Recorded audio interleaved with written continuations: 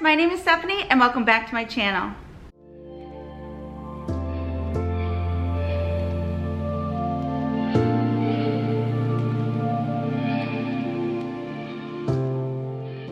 If you are new here, this year I will be a first-year teacher teaching at an international school in Bangkok, Thailand. Today I want to talk about how I got my job in Thailand. Once we decided that Thailand is where we wanted to live, that's when we started researching different types of schools and wanted to find the one that would fit best with us and our family. Ultimately, we decided that we wanted our children to be at an international school where they could provide them with an education to meet the standards of America. I started applying through the hiring agencies, but I felt like my application wasn't being put through due to the fact that I hadn't yet had the experience as a licensed teacher. After feeling a little defeated, I decided that I needed to make a teacher portfolio, and I used the template from POCKETFUL of Primary on YouTube, and I'll put that link below. Though because I didn't have the examples from my classroom yet, because I haven't had one, I decided to gear that portfolio to examples that I would want my routines and classroom to look and be like. I covered everything from the classroom setup to transitions to even the way I want students to turn in their work.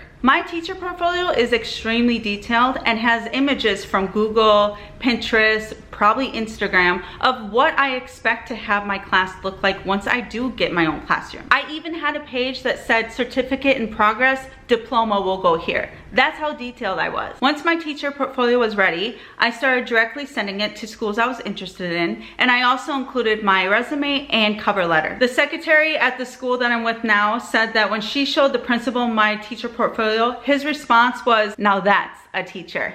I'm telling you, as a first-year teacher, a portfolio can make or break your chances. She also told me that they said that they wanted to start using my portfolio as an example of how they want their teachers to be, which is very exciting to hear, but also very intimidating as a first-year teacher. I had two separate interviews via Skype with the school that I'm with now. First with the secretary, and the second interview was a few weeks later with the principal. Now you have to remember that Thailand is 12 hours ahead of Orlando, so when they were having their interview with me at 9 a.m., I was having it at 9 p.m. As expected, I was nervous for both interviews, so I decided to download another resource from POCKETFUL of Primary, which was focused on interview questions for teachers. Now I used this resource as a guide. I didn't want to rehearse my answers because I didn't want to feel or come off as scripted. So what I did was just kind of look at the questions and get a feel of how I would respond to these questions. In both of these interviews, it didn't feel like any other interview I have ever had. It felt more like a conversation rather than a question-answer type deal.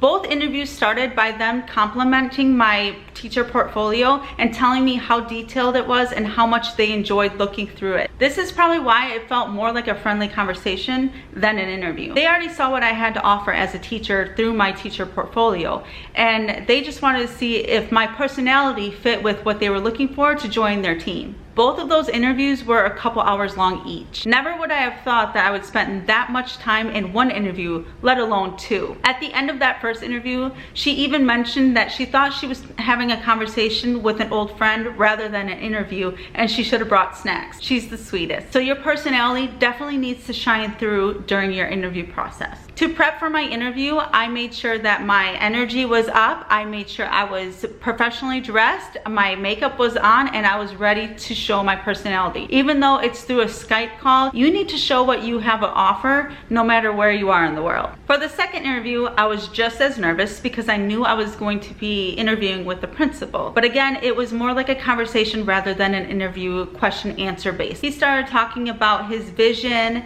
his life, and his education background. Again, I was nervous at first in both interviews, but they both made me feel very welcomed, and I was able to relax a little bit and show my personality in a professional way, of course. I honestly can't remember any direct questions in those interviews. I feel like it was a very fluid conversation and it just sort of happened naturally.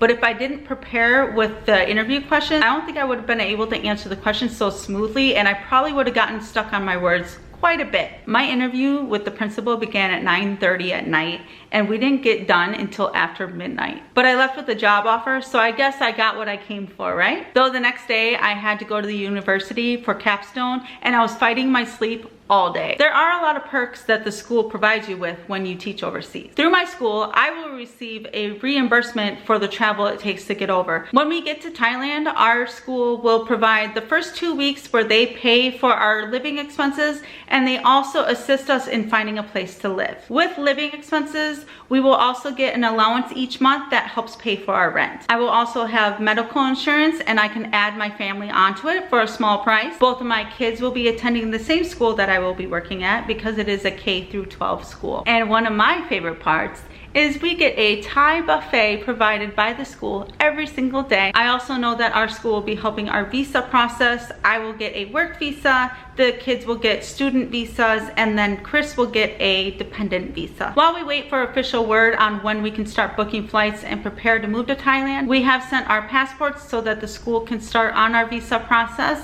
as well as our background checks, and I am waiting for my diploma so I can send that over there. And while we wait, what we have been able to do is go through all of our items to decide what we donate, what we sell, and what we keep in storage. And originally, before the world shut down, our plan was to visit our family in Texas and Wisconsin before we head off. But as of now, we don't know what's gonna happen with that. But yeah, that's how I got my teaching job in Thailand. That's all for this video. I hope you enjoyed, and if you did, please give it a thumbs up. That helps me pop up more in your feed, as well as it helps me reach other people that might be interested in my videos as well. And if you wanna stick around, feel free to subscribe so you can follow our adventures abroad, and I will see you in the next one.